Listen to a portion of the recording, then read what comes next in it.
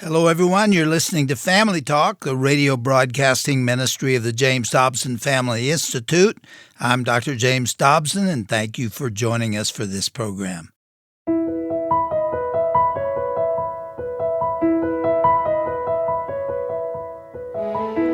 Well, welcome to Family Talk, the broadcast division of the Dr. James Dobson Family Institute. I'm Roger Marsh. It was just last Thursday, very early in the morning of August 21st, that our beloved founder of the James Dobson Family Institute, Dr. James C. Dobson Jr., passed into the presence of his Lord and Savior, Jesus Christ. Because his health was failing, we all knew the day was imminent, but I can speak for the loyal team that Dr. Dobson gathered here in Colorado Springs, and perhaps millions of grateful listeners all around the world just like you. We've been overcome with emotion. Yes, Dr. Dobson did receive his ultimate healing, and for that we are very grateful. But at the same time, his absence creates a huge void. In times like these, when the emotions are still very, very fresh, we knew you'd enjoy hearing one of the most transparent conversations Dr. Dobson ever recorded as part of our collection of special recordings that we will be featuring all this week. Chris Fabry is a nationally known radio host with Moody Radio. He's hosted Chris Fabry Live since 2008. He was one of Dr. Dobson's very close friends, especially in the broadcast world. They worked together on writing projects. Chris was a regular guest here on Dr. James Dobson's Family Talk, and on the next 2 days here on Family Talk, we have the delight of recounting a conversation that they had on Chris Fabry Live. So let's listen in now as Chris Fabry begins today's recollection as we remember the life of Dr. James Dobson here on this edition of Family Talk. One of the first guests I remember inviting onto this program when we began back in May of 2008 was Dr. James Dobson. He needs no introduction, really. And every time I hear people say that, they give a lengthy introduction, but if he needs no introduction, why give one? From his studio in Colorado, where he conducts Dr. James Dobson's Family Talk. Dr. James Dobson, how in the world are you? I'm doing great, Chris, and I love you like a brother. It's a real pleasure to be able to talk to you today. Well, same here. Now, I've got some questions to ask you. First, you were the first person who told me the upsides of throat coat tea and using yellow legal pads. Are those still on the table there in front of you? I don't even know what throat coat tea is. That went the way of all flesh. I do find it helpful when my voice is scratchy, and it does get that way every now and then. To gargle with salt. I don't know what that does, but it does help. And there are also some other kinds of throat lozenges and so on that help. I've been at this for 40 years, and I never know exactly what I'm going to get when I open my mouth. Here's the other thing. I find that time has accelerated in my own life and the way that I look at things, and you turn around and that week's gone, that month's gone, a year or 10 are gone. Has time accelerated for you the same way? You know, when I was a kid, I was told that the older you get, the faster time moves. And I'm telling you, it is absolutely true. I didn't believe it then. I sure do now. It's just amazing how fast it goes, and I'm enjoying every minute of it. I hope you are. But I sometimes wish that I could slow it down a little bit. Well, one of the reasons why you got into radio was that whole thing. You were going around the country and speaking and doing video seminars, that kind of thing.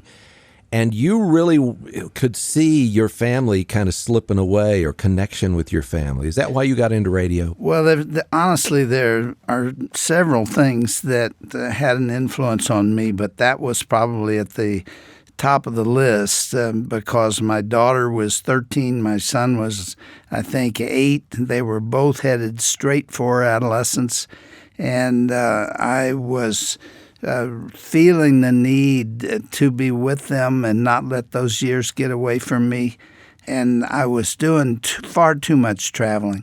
And finally, I just said to Shirley, I don't think that we're giving our kids the amount of time we ought to. I never really did fail to go places and do things. I started hunting with Ryan very early, and I thought radio was a good way to get a message across and stay at home. And it turned out to be exactly that. But there are other things. I saw the institution, the family, falling apart, and I really just felt that I ought to do what I could to try to make a contribution. But let me tell you one other thing. I don't want to filibuster here, but there's something I don't think I've ever told you or anybody else. Shirley and I frequently went to London in those days, and the publishers paid the bill for it, for both of us. And so I wrote a number of my books there and in Scotland and in Australia and other places. And I got really interested in the BBC. And they had all kinds of various things that they talked about. And that really looked good to me. I thought that the most Christian radio that I saw was Sunday morning sermons. And there's nothing wrong with that. I'm just not a minister, and that's not exactly what I came to do. Instead, we talked about a wide variety of things in the model of the BBC, and so that had a big influence on me too. Well, and the content of the BBC as well. And you listening to that probably made you think, why can't we do something along those same lines to engage people at the heart level? Because you don't have to have the pictures, the video that's going on to cloud things. It's just you, your voice, and that other person, right? Yeah, let me tell you one other thing that I don't know if I've talked about publicly a lot. I had an opportunity to do television and radio at one time when I left Children's Hospital in USC School of Medicine. And I wasn't sure which one I should do. People were providing money for television, and so I just called my dad. Always when I had a question like that, I called my dad. And I said, Dad, I've got an opportunity to do both radio and television. And what do you think I ought to do? Would you pray about that? He said, I will pray about that. And you can bet he did. And about 4 days later, we were talking on the telephone, and I'd kind of forgotten the question. He said, by the way, I've been praying about what you asked me about. And I said, well, what conclusion did you draw? And he said, it's radio. He said, I really think you can accomplish a whole lot more with less of your time and energy and less money and all that. Your television, it just absorbs every energy. He said, I think it's radio. His influence was so strong in your life. You, just like my own father, when he talked and he wanted to get his point across, he would put both hands out there and he would move his hands. Your hands are very important to every broadcast you do. Is that true? You know, I'm not aware of it, but as you mentioned it, yes, I do move my hands. And the interesting thing about radio is that people are very influenced by the nature of your voice. It is really interesting to me that some people, their voice is not attractive to them, and they probably ought to be doing something else. And I find that for some reason, people like my voice, and they feel comforted by it. All I know is what they tell me. And my voice is a little scratchy today, so it's probably not a good time to say I've got some great gift here. But there is something about a voice that is either warm and comforting, or sometimes it's irritating. And a whole lot in radio depends on the sound of the voice. Yeah, I agree. And I think part of it is, too, you've got these graduate degrees, you are learned, but you didn't lose the Louisiana part of you. You know, even when you say the word perspective, it comes out perspective. And, it's the EEV. And I know that you could have changed that. You could have enunciated and cleaned up everything. But that is That's part of where you come from. That's part of your stock, isn't it? Well, yes, but I left Louisiana when I was, I think, 10 months old. So I didn't spend a lot of time there, although I have relatives there. But I spent a lot of time in Texas and Oklahoma, and I spent the first grade in Arkansas, and then a big mix of California. And you put it all in there, people can't figure out who it is or what it is they're listening to. It's really interesting to me that a lot of comedians have tried to mimic my voice, and that's not a one of them that gets it. Maybe they think they do, but I don't think it sounds like me at all, because I've got a mix of all kinds of junk in there. And so it's just not easy to identify.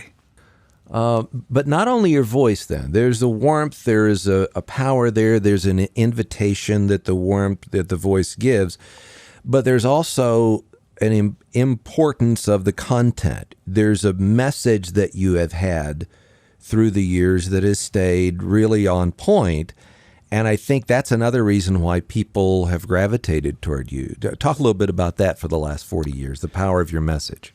Well, I think my message hasn't changed because it came again from what I heard at home and what I saw and what I believed.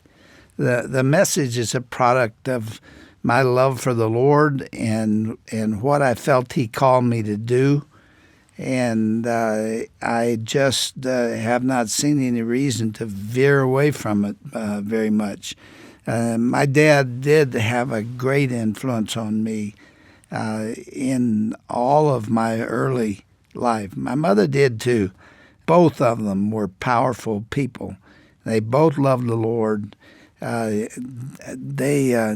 know that I have said this on the air, that I learned to pray before I learned to talk. And the reason for that is that my parents had devotions every day, and they prayed a lot, and I began imitating the sounds of prayer before I knew the meaning of the words. And I just grew up with that. And so I have not sat down and tried to craft a message that was somehow out of the blue. I was really reporting what I had heard and what I believed and my relationship with Jesus Christ. And, you know, I was 4 years old when I gave my heart to the Lord. Hey, can I tell you a funny story? Yeah. Yeah, thank you. Sure. My daughter went through about 20 boxes of memorabilia that I have kept since I was in college. And she found all kinds of stuff in there. And one of them was a letter that my mother wrote to my dad. Shortly after I had given my heart to the Lord, I went to an actual altar, and I knelt there and I wept and I gave my heart to Jesus. And my dad came down off the platform and put his arm around me and prayed for me. And I took that really seriously. I mean, that made a great impact on me. People may think that a 4-year-old can't really identify in that way, but I'm telling you, I did, and it was the most significant moment of my life and has stayed with me. But shortly thereafter, I was riding my tricycle, and this is what my mother wrote to my dad, that I was riding along and I slipped and I fell and I really hurt my hand, and I was wailing over this. I mean, I was really hurt. And my mother said, "Well, Jimmy, why don't you pray about it?" And I thought that was a pretty good idea, so I started praying about it, and then I stopped praying and went back to crying. And my mother said, "Well, what did Jesus say to you?" And I said, "He told me he was busy watering the trees and the flowers, and he'd get to me when he could." That is a literal interpretation of prayer, I think. Yes, it is. 4 years old. Here's the other thing. When you bring that up, it is your memory. I don't know if you still have the same memory as, a few years ago when I worked with you, but you would stop in the middle of, recording a program and say, we had so-and-so on that program 3 months ago, and she said this, or 3 years ago, or remember in 1970, whatever. How do you explain your ability to recall? I've thought a lot about that because my field is child development, and I'm really interested in learning and how that takes place. There are people who have good memory because they recall the outcome of events, and they remember being with somebody or what have you. I think my memory and a lot of other people's memory is intense because I actually have it videotaped. In other words, when I'm telling you I remember something, I'm not just talking about a memory of a memory. I'm talking about a moment when I was in a certain place and with a certain person, and I can almost hear them say the words. My daughter is even better at that than I am. She is scary in what she remembers. I sometimes wish that she didn't remember absolutely everything that happened as a child, but she does. And I think it's because of that matter of the difference between a memory of a memory and a memory that is vividly videoed in your mind. Mm-hmm. And that is something that I enjoy. I do have a good memory. The people who work with you, the engineers used to tell me, if he says something like this, what we have learned is 99% of the time he's usually right. So just go with him, whatever he said about, because, there will be times, no, that didn't happen that way. And they just figured, you know what? He usually is right because he's got this memory thing going. Well, that's been very helpful to me because a lot of my speaking and radio work is really a compilation of stories. Mm-hmm. I like to tell stories, and I tell them because I remember them. I've got maybe 100 memories in my second year, and I know where I was, what I was doing. One time I was playing with rocks in a driveway, and I don't know why that stuck with me, but we've got a photograph of it, and I was about 2 years of age. I have had the opportunity to pull up stories and tell people, and they're not made up. I'm telling you, if I can see it in my head, then I know it happened. I wonder if you remember this. It was my worst moment with you. And we were in the middle studio at Focus on the Family when you were there, and you had come down to do a recording, and it was during the NCAA tournament. You had recorded to watch later on, and you said, "Don't anybody tell me who had won the game." And as I was walking out of the studio, you said something like, that team, I think they're going to go all the way. And I said something like, well, such and such a team can beat them. And that tipped you off as to who won that game that you had recorded. And so I messed up your whole... You did. Yes, sir. I do remember that. Yeah, that's the worst thing you can do for me. I felt so bad. I felt so bad about that. All right, so in your 40 years of radio, do you have a most emotional moment, a time? Did you ever have to stop the recording, or did you always just keep going with the recording when you had emotion happen? Oh, no. Emotion is very important, and it's not only important to radio, but it's important to let it happen when it occurs. You can't manufacture it, and that becomes phony, and people can smell that. And that's not what I'm talking about. But when there is a moment, you let it go. Let me tell you an example of that. We had a guest on Focus on the Family in 1983, and she was pregnant and didn't know it. And she suddenly realized that she had been carrying this baby and had not welcomed him into her life. And she began crying. And I'm telling you, it was right at the start of the abortion movement and how people felt about bringing the babies into the world. And both of us began weeping. I'm telling you, I could not stop. And she was also weeping. We still have that tape. And she was trying to tell us that she was afraid that baby would not feel welcomed and secure and brought into the life of that family. I've had a lot of moments like that. But what I was going to tell you is that the editor cut that entire sequence out, and it fell on the floor and was lost. And he thought, well, so you're crying. I mean, you don't need that. You're just wasting time. You're not even talking.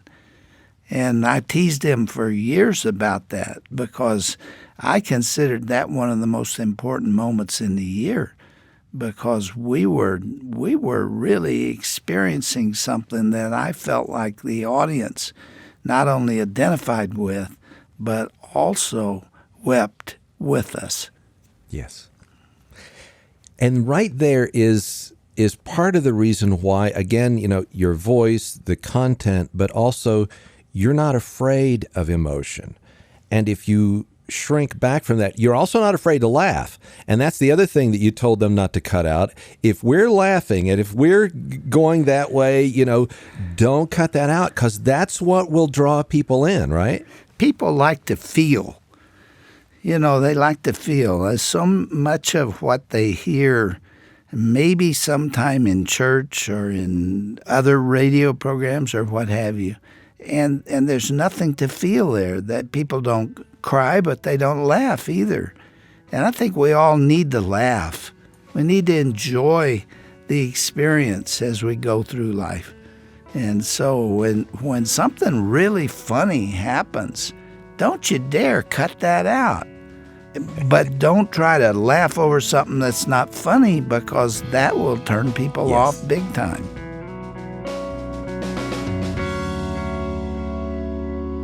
Well, I must confess that I'm fighting back a bit of emotion here as I revisit this conversation with you here on today's edition of Dr. James Dobson's Family Talk, featuring our founder and chairman, the late Dr. James C. Dobson, and his good friend and colleague in broadcasting, Chris Fabry. This was an edition of Chris Fabry Live from several years ago. Today here on Dr. James Dobson's Family Talk, if you did join our program a little bit late in the broadcast, the announcement that Dr. Dobson did pass into the presence of his Lord and Savior that he served so passionately just before sunrise on Thursday, August the 21st. This week at Family Talk, we've set aside today's and tomorrow's programs to enjoy all of Dr. Dobson's conversation with Chris Fabry. And of course, in the event that you missed any part of this dialogue, you can listen again online at drjamesdobson.org. When you go to drjamesdobson.org, of course, you'll find that our website has been completely transformed into a memorial for Dr. Dobson. And if you would like to share your thoughts and your recollections on how the ministry of Family Talk impacted your life, you can do so right there. Since 1977, Dr. James C. Dobson provided hope and wisdom for families everywhere. His credentials as a family expert were valued by millions all over the world. As a loyal husband and loving father to his children, Brian and Danae, Dr. Dobson had a masterful way of communicating biblical wisdom through personal anecdotes. And whether visiting the president in the White House, which he did very often, 5 different presidents in all, or sharing stories on his broadcast, Dr. Dobson was comfortable in either and both settings. In this fresh season of celebrating Dr. Dobson's graduation to heaven, we would love to hear from you. Now, this coming Wednesday, August 27th, would have been Dr. Dobson and his wife Shirley's 65th wedding anniversary. And to commemorate that special event, we have a special 2-part program that we put together as a commemorative CD called The Dobsons, A Marriage Made in Heaven. we'll be happy to send you a copy of that special commemorative CD as our way of thanking you for your gift of any amount in support of the Dr. James Dobson Family Institute today. You know, in a real sense, it is our turn now to grasp the baton that Dr. Dobson has passed to us and to carry this timeless ministry into the future. You can do so right now when you make a secure donation online at drjamesdobson.org. If you'd prefer, you can send a check through the mail along with a personal note of reflection as well. You can address your envelope to Dr. James Dobson's Family Talk, P.O. Box 39,000, Colorado Springs, Colorado 80949. Of course, you can always pick up the phone and speak with a member of our friendly customer constituent care team when you call 877-732-6825. Well, I'm Roger Marsh, inviting you to join us again tomorrow as we continue to celebrate the life and legacy of the late Dr. James C. Dobson. We'll hear part 2 of his conversation with author and commentator Chris Fabry. That's coming up on Tuesday's edition of Dr. James Dobson's Family Talk, the voice you can still trust for the family you love.